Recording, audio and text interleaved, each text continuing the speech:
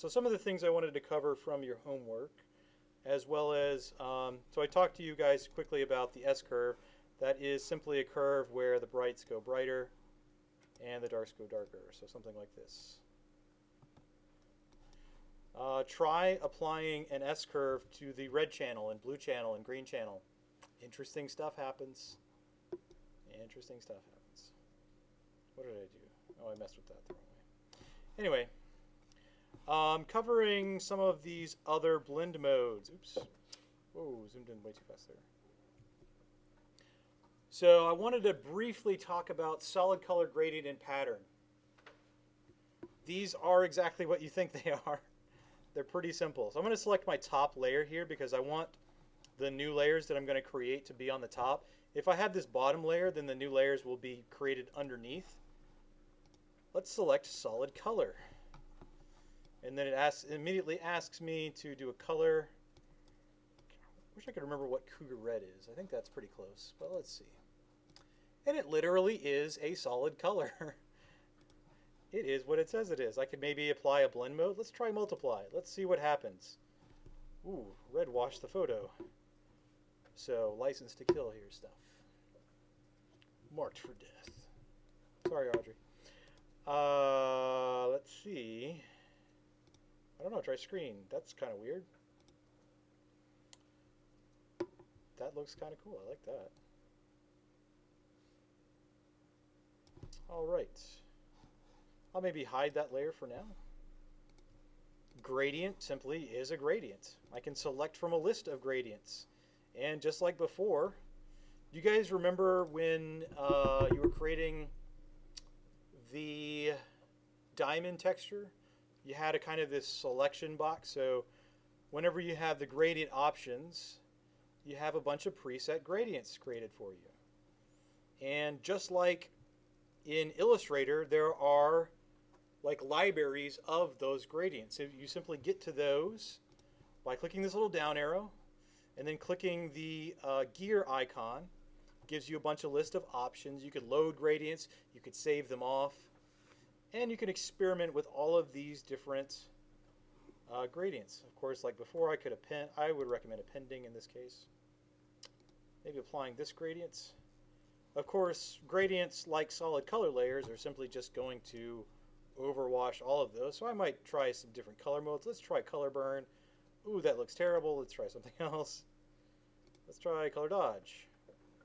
Starting to get kind of interesting. Why is it? I feel like that's a little bit too much.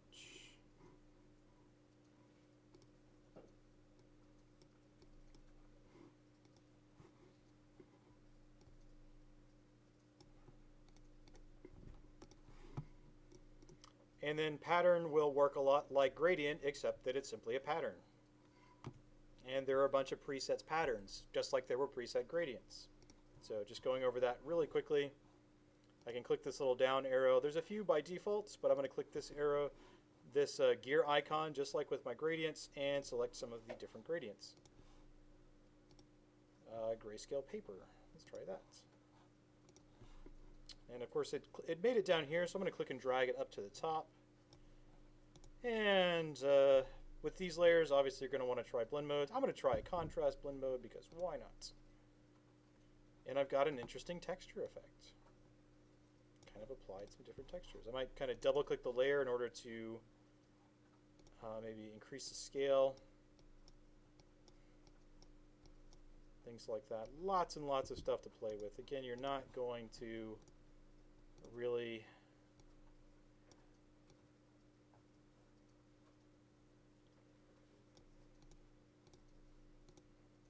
just trying different blend modes here. I kind of liked Vivid Light. That looks pretty good.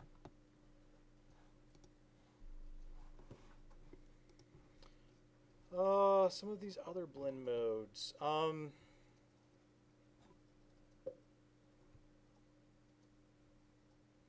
Oh, here's one. Okay, here's one that's kind of important. Because it's a really good way of creating a black and white photo. Like I said, there's like gotta be 100 ways to make a black and white photo.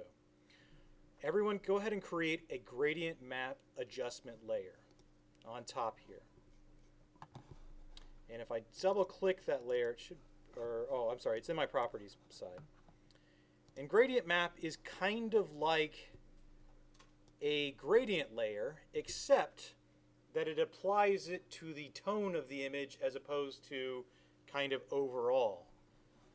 So what it does is it remaps the tones of the image. So where it is darker, it applies the left side of the gradient. So where the image originally was dark, it applies the left side of the gradient. Where the image was originally brighter, it applies the right side of the gradient.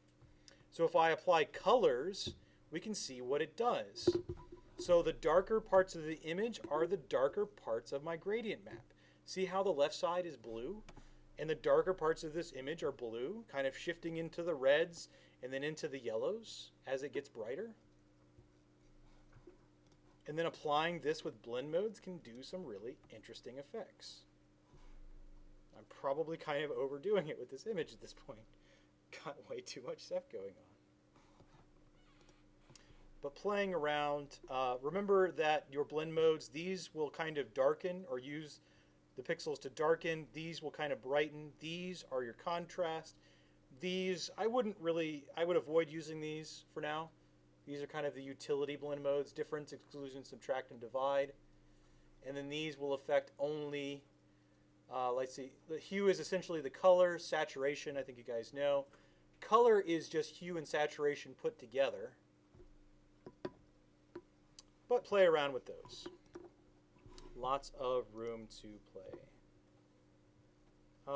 Any of the other ones that you guys had some curiosity about?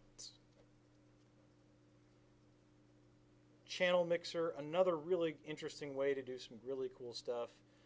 The one that I don't really ever use or know very well is this color lookup one. It's very strange. Color lookup is very weird. It's like just a bunch of presets as far as I can tell, and some of these are pretty interesting, but I've never really had a great use for them. There's just so many in here that it's hard for me to like remember how to use some of these stuff. Does it say anime palette? Huh. I don't know what I just did, but it doesn't matter because if I don't like it, I can just delete it.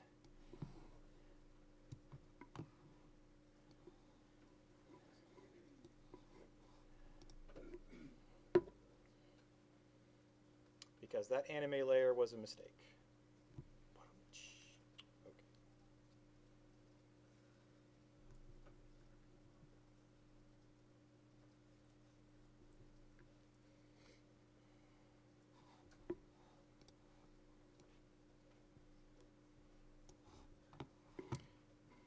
Let's see here. I'm going to go ahead and stop the video at this point. There